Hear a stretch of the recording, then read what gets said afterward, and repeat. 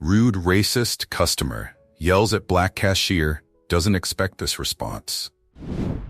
Hey everyone, before we jump into today's emotional and eye-opening story, make sure to hit that like button and subscribe if you haven't already.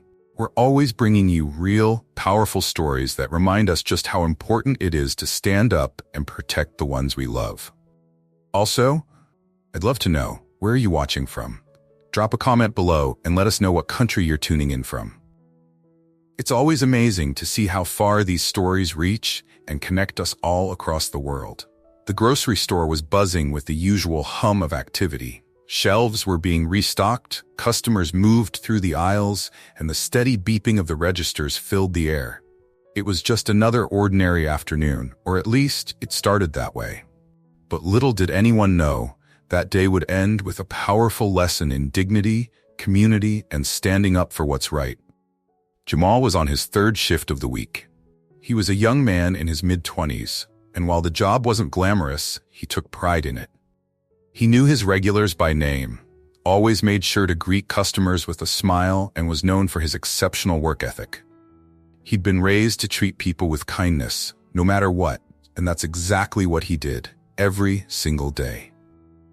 As he stood behind the register, scanning items, bagging groceries, and greeting the customers, Jamal felt a sense of quiet satisfaction. He liked that he was part of the community, even in a small way. This was a diverse neighborhood, with people from all walks of life coming in and out of the store. Most days were uneventful, filled with casual conversations and the occasional friendly face. Today, however, something was different. At the start of his shift, Jamal noticed a woman walk in who didn't seem familiar. Middle-aged, sharply dressed, with an air of entitlement that was hard to miss. Her name, as Jamal would later learn, was Mrs. Griffin. And Mrs. Griffin, with her designer handbag and pinched expression, carried herself as though the world existed to serve her. As the line at Jamal's register began to form, Mrs. Griffin joined, sighing impatiently. She glanced around, visibly irritated that she had to wait at all. Jamal, focused on the customer in front of him, didn't pay much attention to her at first. Davis was the customer currently at the front of the line, an elderly woman with a gentle demeanor. Jamal had known Mrs. Davis for a while now. She always came in on Tuesdays to pick up her weekly groceries, and they often chatted about her grandchildren, her garden, and the latest town news. Today was no different. "How's your garden doing, Mrs. Davis?" Jamal asked with a smile as he scanned her items. "Still growing those big tomatoes?" "Oh yes, dear," Mrs. Davis replied, her voice warm. "They're even bigger this year. I'll have to bring you some next week. You won't believe how juicy they are."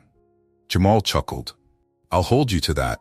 I've been waiting all season to taste one of those famous tomatoes." As they spoke, Mrs. Griffin's irritation grew more visible. She tapped her foot, crossed her arms, and made it clear to anyone who cared to notice that she wasn't happy. She even muttered something under her breath, though the words were too soft to catch.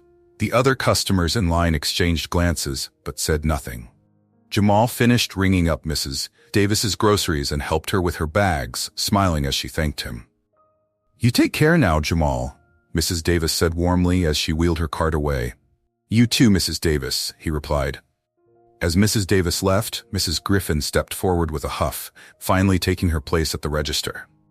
Without so much as a greeting, she dumped her items onto the counter, glaring at Jamal as if daring him to comment on her behavior.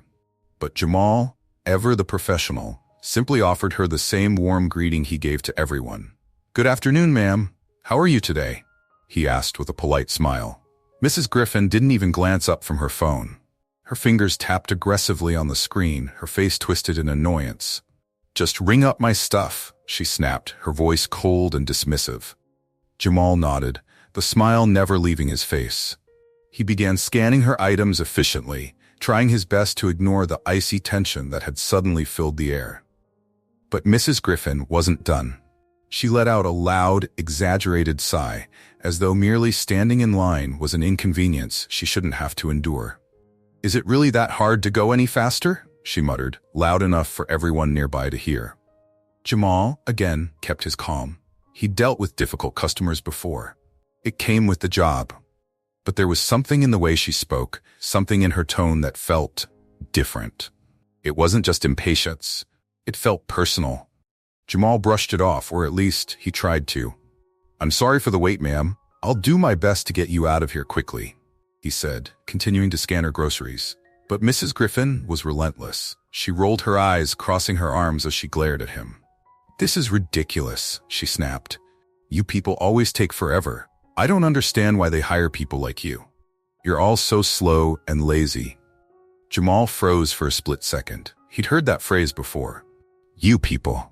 It was something he'd hoped never to hear again, at least not here, not in a place he considered part of his community.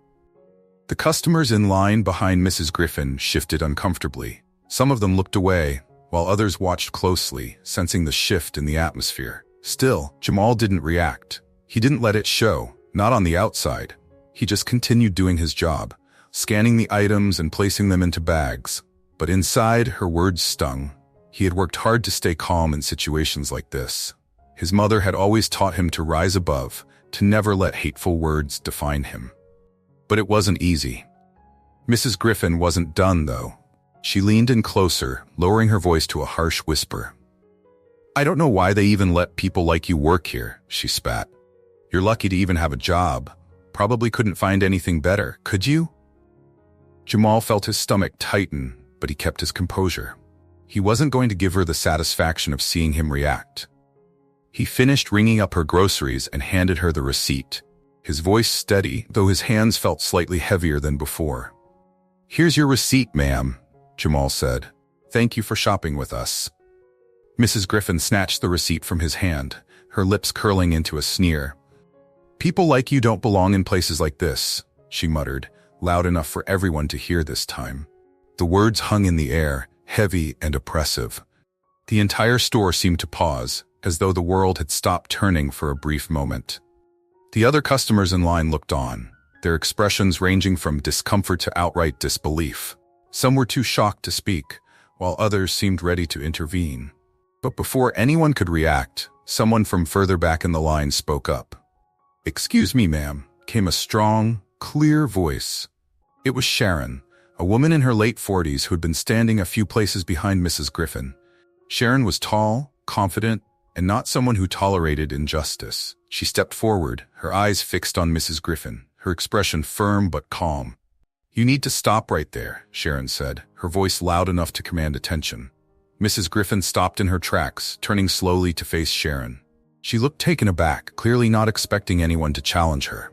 Her face twisted into a scowl as she sized Sharon up. "What?" Mrs. Griffin snapped. "What's your problem?" Sharon didn't back down. She stepped forward, closing the distance between them, her voice unwavering. "My problem," Sharon said, "is the way you've been talking to this young man. It's disgusting. The rest of us have been standing here, listening to you insult him for no reason other than your own ignorance and entitlement, and we're all tired of it." There was a murmur of agreement from the other customers. Some nodded, while others voiced their support with quiet yeahs and "that's right." The crowd, which had once been silent observers, was now firmly on Jamal's side. Mrs. Griffin's face flushed red with anger. She opened her mouth to respond, but Sharon wasn't finished. "You've crossed every line there is," Sharon continued, "and the fact that you think it's okay to talk to him, or anyone else, like that says more about you than it does about him." Mrs. Griffin sputtered, her indignation clear. "I was just—" But another customer, a man from the back of the line, spoke up, cutting her off. "No, lady," he said, his voice loud enough to carry across the store. "You're the only problem here. This cashier's been nothing but polite, and you've been tearing him down for no reason. We all saw it." There was more agreement from the line. People were nodding, and a few even stepped forward, showing their support for Jamal. It was clear that Mrs. Griffin was now outnumbered. She looked around, her face flushed with a mix of embarrassment and fury. "You're all overreacting," she stammered, trying to regain some semblance of control. "I'm the customer here, and I have the right to express my opinion." Sharon shook her head, her voice calm but resolute. "You have the right to express your opinion, but you don't have the right to be a racist, hateful person and expect everyone else to be okay with it." Mrs. Griffin stared at Sharon, her mouth opening and closing like she was searching for the right words, but nothing came.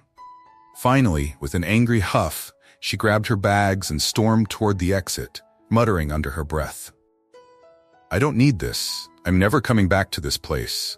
As the automatic doors slid open and closed behind her, a palpable sense of relief washed over the store.